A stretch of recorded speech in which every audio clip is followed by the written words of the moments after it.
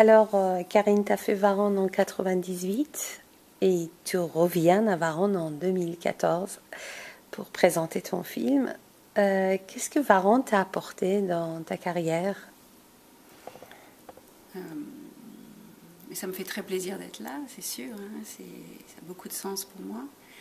Euh, j'ai fait Varan après des années et des années en tant qu'assistante en fiction.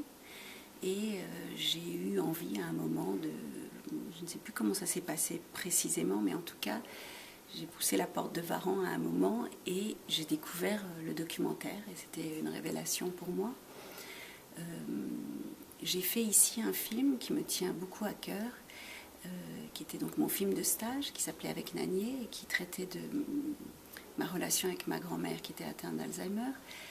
Et ça a été très important pour moi la manière dont j'ai été accompagnée ici pour faire ce film, à tel point que le film suivant a été un approfondissement de ce travail, puisque j'ai fait un film dans l'année qui a suivi qui s'appelait Alzheimer mon amour, et qui a été produit par Yumi, donc satellite de Varan, ou je ne sais pas comment on dit, mais en tout cas qui était une petite production en marge de Varan. Et ce film Alzheimer mon amour, qu'on a fait avec peu de moyens, a été acheté par Envoyé spécial, donc très vu et primé. Enfin voilà, ça a été pour moi un pied à l'étrier, un démarrage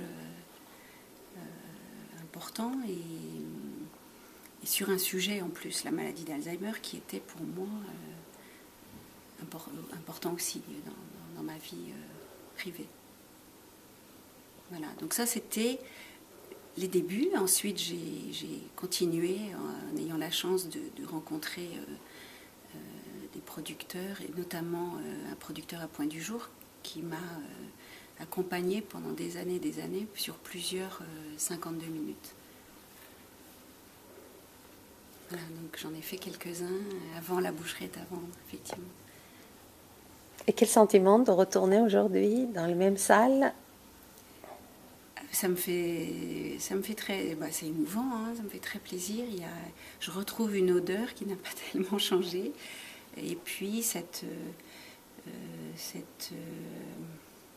ce bain dans lequel tout le monde est là pour faire des films, pour chercher, pour réfléchir. Je me souviens d'heures et d'heures passées dans cette salle à parler des rushs, à se poser plein de questions.